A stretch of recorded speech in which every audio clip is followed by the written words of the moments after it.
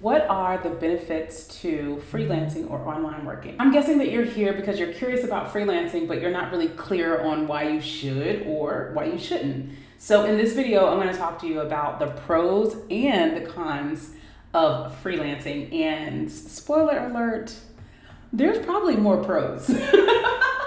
Let's get into it.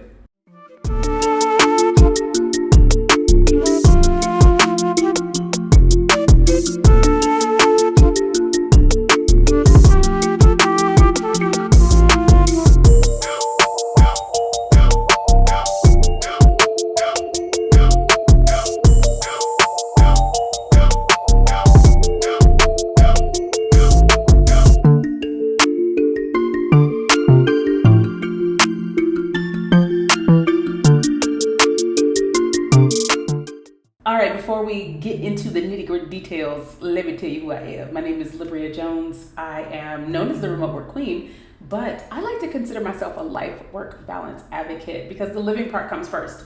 Here on YouTube, I share a Work From Anywhere Wednesday video where I give you information that can help you find and land remote work. I also share workation and travel videos as well. And lately I've been trying to share a little weekly vlog. So do me a favor, go ahead and subscribe to my channel and turn on alerts so you get notified whenever I share a new video. I also have a free guide and a course and a community that's all centered around helping you find and land remote work. And the links to all of that is in the description box. So head there after you finish watching this video. Head there so that you can use those links. Okay, so let's talk about freelancing. Let's talk about freelancing. Most of the people that interact with me are trying to get a remote job. Most people want to be a W-2 employee. They want to get a remote job. And a lot of times the type of flexibility that they really want, and that's, I want to be able to move out of the country. I want to be able to work certain hours, things like that. Honestly, the best option for them is freelancing. But when I say freelancing to people, they tend to get a little scared. People are afraid of freelancing, and I can understand why.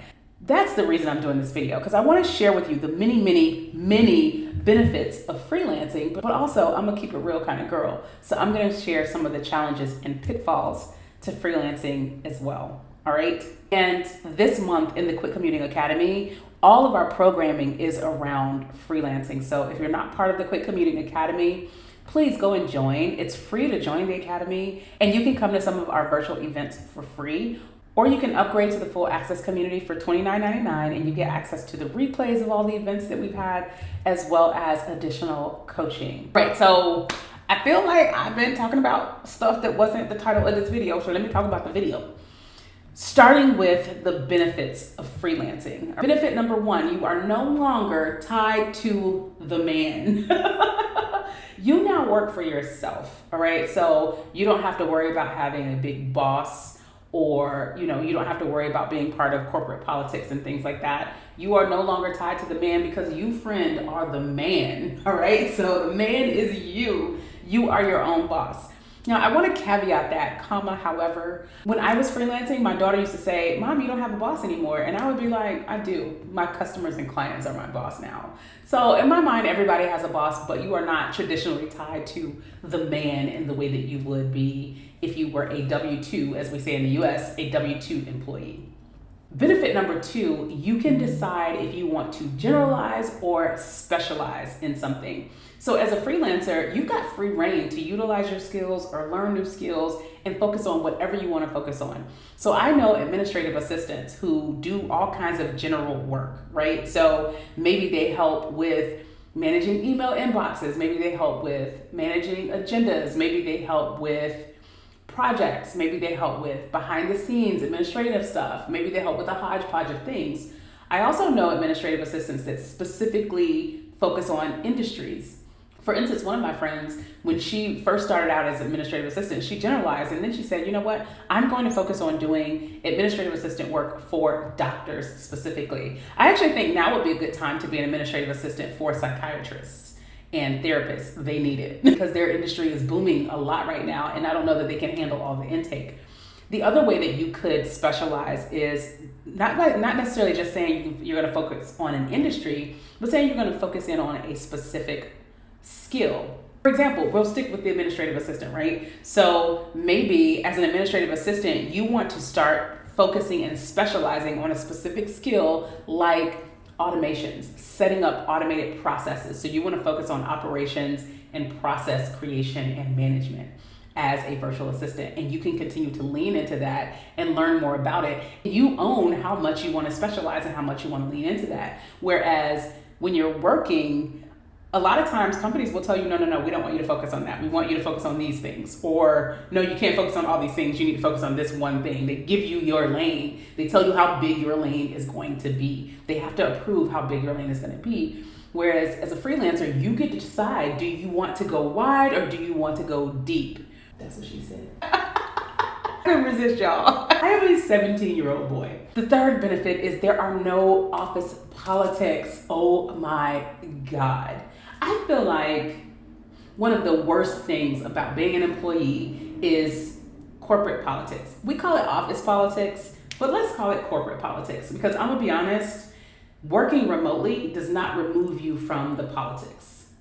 My remote workers can feel me. They'll probably drop notes in the comments and say, "You're right, girl, amen." I'm telling you, working remotely does not mean you will be completely removed from corporate politics. Politics still exist in the remote work world.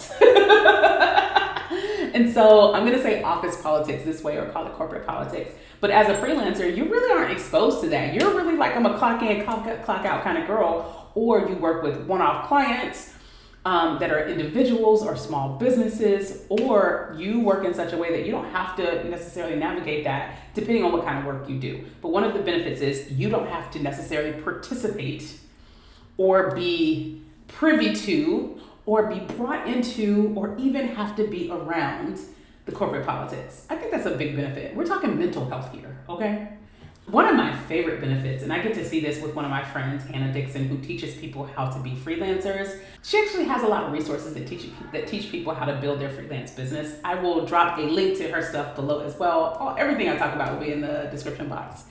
But one of the things that I love watching her is she gets to design her work schedule, which is a huge benefit for people who want to freelance. Not everybody is productive during normal work hours, which is, 9 to 5, right? Not everybody is firing on all cylinders come 9 o'clock. Some people need to start their work day at 12 o'clock in the afternoon, and they work really well late at night, right? And so as a freelancer, you really get to design your work schedule depending on what kind of freelancing you're doing, of course. But for the most part, you get to design your work schedule and decide when you're going to work, unless you have to meet with people on a regular basis. I even have friends, Hannah included, who will decide how many days a week they're going to work. So I only work 3 days a week. I only work Monday through Wednesday, or I don't work on Fridays, or I only work 6 months out of the year or 9 months out of the year. One of the great benefits of being a freelancer is that you have the flexibility in most cases to design your own work schedule in a way that works best for you. Another big benefit, and I think this is for me, I think this is an empowerment benefit, is that what you make is up to you. Your pay is what you make it. It's really up to you how much you get paid and how much you charge people. It's completely up to you, which to some people sounds scary, but y'all know me, I'm not, scary is okay. Like, it's okay to be scared of things. It just lets you know that it's important to you. It's okay to be scared of it, but the truth is it's also very empowering. I can't say that word, empowering. It makes you empowered. You are empowered to set your own pay. And that means that there's not really a limit to how much you can make. Whereas, of course, with a full-time job or as a W-2 employee, someone is telling you how much you can make. Somebody is telling you when you can get a raise versus you deciding, I want to raise my rates because I've learned new skills, or I'm focused on something, or I got a lot of really good testimonials, or I'm in high demand. So I'm going to raise my rates. What you get paid is really what you make it. You decide what you are going to charge. And I have a great example of my graphic designer. She's based in the Philippines, and you guys know the stories. People in the Philippines typically get paid $3 an hour to do work. Given the value of that currency, that might still be okay, but she has gone from making $3 an hour, $5 an hour, $8 an hour to making $40 an hour, which is, in US terms, if you're working full time, that's over $80,000 a year. That's good money in the US. So imagine she's making that in the Philippines. And it's because She's done a lot of really good work, got a lot of really good testimonials. Her skills are in demand. She's honed her skills, focused her skills, niched down, and really invested in her skills. She actually started out with general administrative assistant work, and she decided to learn how to do Canva. She got really, really committed to learning how to use Canva to build templates and to do graphic design. She ended up becoming certified in Canva, and now she commands quite a bit of money, right? Especially for someone who is living in the Philippines. I actually think it's a lot of money for somebody living in the US. All that to say, your pay is what you make it, and I think that's a really good benefit of freelancing. All right, the other thing is you get to decide where you want to work from. For the most part, most freelancers that I know, they get to decide where they want to work from. And that means a co-working space, that can mean your house, that can mean a villa in Bali. It's completely up to you. A lot of freelancers work remotely and they decide where they want to work from for the most part. I say for the most part because I do know freelancers that have to be on client sites, right? So if you are a trainer, you have to go to a client site to do the training quite often. Certain types of consultants have to be on client sites and things like that. But for the most part, a lot of the freelancers I know, one of the things that they really love about freelancing is that they get to decide where they want to work. So basically, one of the main benefits of freelancing is ultimate freedom. I think freelancers have the most flexibility and freedom out of anybody because a lot of the things that make up your work and your work life are things that they have control over. How much they make, when they work, how many clients they take on, and where they work from are all things that they own and control. And so I think freelancing gives you almost ultimate freedom. There's a bonus benefit to freelancing that I'm going to throw out there that you guys are gonna screw your face up at me about. And I'm gonna say job security. The reason I say that, I know a lot of people are like, what? I feel like you have more job security as an employee. I think when people hear freelancing, they usually think, well, I want more stability. And they think that working at a job, working for an employer, gives them stability. And the truth is, I think people are confusing the word stability with consistency. There's no guarantees working anywhere. I've been let go 3 times in my career. Just this year, over 70,000, 80,000 people have been let go from their jobs. You guys remember last year when people were getting let go left and right from tech companies, right? And so there's not that much job security. There's not as much job security as you think there is. It's just, it feels secure and it feels like stability because you are getting a consistent paycheck every 2 weeks. And so you have taken that consistency, the fact that you know what to expect from that paycheck every 2 weeks, and applied it to mean security. You've applied it to mean stability. The truth is, regular jobs can be very unstable. A lot of us have been laid off or fired at some point in our careers. And the thing about being your own boss, the thing about being a freelancer is you probably are not gonna fire yourself. And so you have job security from a standpoint of, I am the one who is employing myself. Other thing is, you can and should create diversification. As a freelancer, I might get clients that pay me to manage their projects, but I'm also going to diversify my income by saying, I'm also going to teach people project management. I'm going to do some project management training. I'm also going to sell project management templates and toolkits. So you get to decide, I'm going to diversify my income streams so that if one income stream comes down, I can just lean into another one. And so you own that. You own your income streams. You own every bit of this process. And I think people miss that actually provides you with a little bit more security and quote unquote stability than it being completely left up to someone who doesn't really know you. Because a lot of times when companies are firing people or when companies are letting people go, it's a group of people in a room having a conversation about bottom lines and numbers and not about you, your needs, and what you're trying to do with your career. So for that reason, I think job security is something that people should consider when they're thinking about freelancing. I know y'all wasn't expecting that one.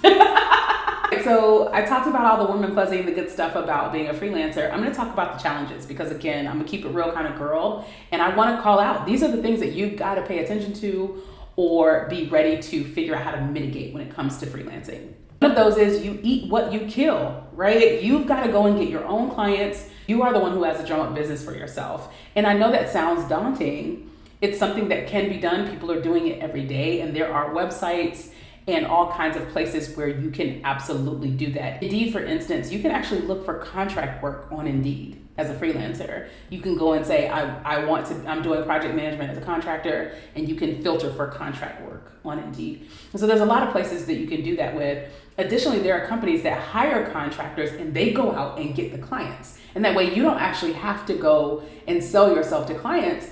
You just need to be in their pool because they're bringing clients in and they're looking for people to fulfill those contracts.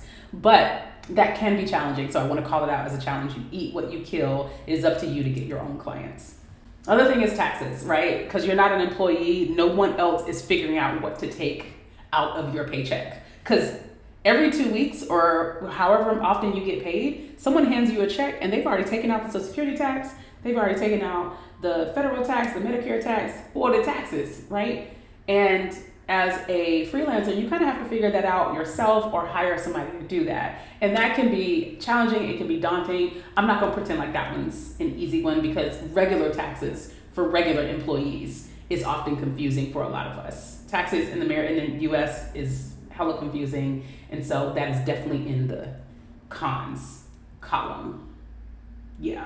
Next one is healthcare. The second thing that comes to mind after stable paychecks is healthcare for a lot of people, especially if you have kids. And so people get really, really concerned about how they're going to manage their healthcare. The cool thing is we live in a time now where we have the Affordable Care Act, or what people like to call Obamacare. You can actually purchase affordable healthcare plans on the open market. And so there's opportunities for you to purchase your own healthcare. But when you are building out your rates, when you're saying, what should I charge people? And we'll do another session on that. And when you're thinking about what should I be charging people, make sure you're factoring in what it costs you to live your life and take care of yourself, and healthcare is part of that. But that is something that you have to manage on your own, right? So when you work for an employer, they have these healthcare plans. You scroll down the list and you pick from one, and easy peasy. But as a freelancer, you're gonna have to go out and figure out your healthcare on your own, unless you are in a situation where you're married to someone who is working full time, and you can be on their healthcare. But I will not pretend that this is not a concern as someone who has had healthcare my entire life, except for the year that I was abroad, and someone who has a child who is still on my healthcare. I totally get it. This is something that people are typically concerned about when it comes to freelancing. But I do want you to know that there are solutions to this. You just have to do a little bit of research. Last challenge is consistency. So I talked about this earlier, right? People think stability when they think regular job, but truly it's consistency. I know exactly how much I'm gonna get paid every 2 weeks. Like my check, I got paid today.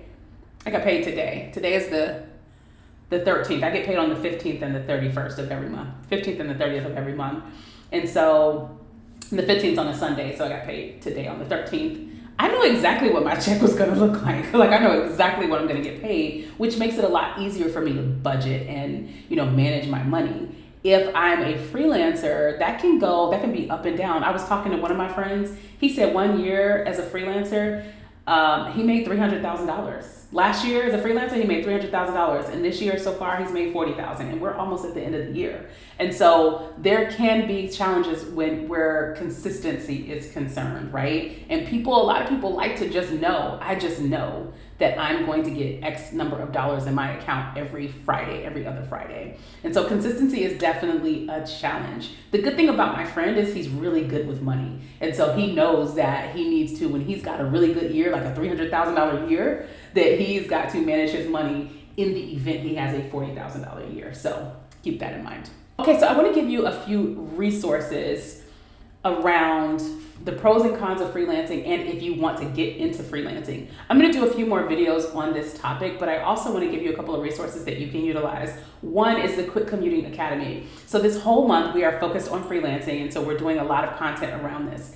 If you're in the free community, you can come to these events for free. If those have passed already, if you're in the full access community, you can go watch the replays. So head into the Quick Commuting Academy. I'll drop a link below so that you can sign up for it, and you can watch the videos and the workshops that we've had from freelance coaches to people who have been freelancing for years to talk about the pros and cons and how to freelance, how to get clients, how to price your services, what kind of skills you can do as a freelancer. All that stuff is in the community. The other resource I'm going to point you to is Hannah Dixon of Digital Nomad Kit. She does a 5-day free virtual assistant challenge. And by virtual assistant, she means freelancer. She doesn't mean administrative assistant, just so you know. All right, so I'm gonna drop a link to her website in the description box. It's Digital Nomad Kit. You don't have to wait for the 5-day free VA challenge. You can join her Facebook group, but she also has quite a few resources on her website that talk about freelancing as well. So I'm gonna drop those resources for you. And hopefully this sheds some light on the benefits and the challenges of freelancing. If it's something that you were thinking about and were afraid of, hopefully this told you, this is not a bad idea. Or if it's something you never considered, I put a bug in your ear to think through, maybe I could freelance a little bit. Drop a note in the comments and let me know if that's the case, right? Let me know if this was helpful. Let me know if you're thinking about freelancing now or what you were afraid of before you watched this video. And don't forget to subscribe and like the video, and I will see you guys in the next one.